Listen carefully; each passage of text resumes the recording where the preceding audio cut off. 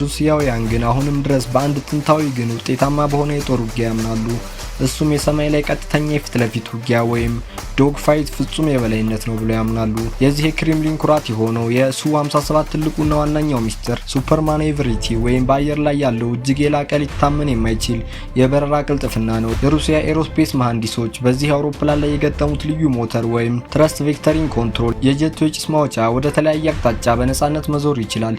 ይህ ማለት ምን መሰላችሁ? ሱ-57 በሰማይ ላይ እየበረረ ሳለ ተራ የፊዚክስንና የስነ ህግጋትን በግልጽ በሚጋፉ መልኩ በድንገት አቅጣጫውን በሰከንድ ውስጥ በመቀየር በአየር ላይ ቆሞ ወደ ኋላ መገልበጥና ከጀርባ የሚከተሉት እጅግ ዘመናዊ የሚሳኤል ወጥመዶችን ጨምሮ አሽቀንጥረው ማምለጥ ይችላል። በንጹህ ፍጥነት ረገድ ካየነው ደግሞ ሱ-57 አሜሪካዊ ተቀናቃኙን ኤፍ-35ን በእጅጉ ወደ ኋላ ያስቀረዋል። የሱ-57 ፍጥነት እስከ ማክ 2 ድረስ ይወነጨፋል። ከሁሉም በላይ ግን የኤፍ-35 ትልቅ ህመም ወይም ድክመት የሆነውን በመቀማት ያለምንም ተጨማሪ የነዳጅ ፍጆታ ወይም ያለ አፍተር በርኒንግ እገዛ ከድምጽ በላይ በሆነ ፍጥነት ረጅም ርቀት መጓዝ ወይም ሱፐር ክራይሲስ የማድረግ ተፈጥሯዊ አቅም አለው። በተጨማሪም ይህ አውሮፕላን በራዳር ለመታየት ያለው እድል ለማካካስ በሚመስል መልኩ በክንፎቹ ጠርዝ ላይ ሳይቀሩ የተገጠሙ በርካታ ሚስጥራዊ የራዳር መከላከያ ሲስተሞች ወይም ኤን-036 የተባሉ ዘመናዊ ቴክኖሎጂ አሉት።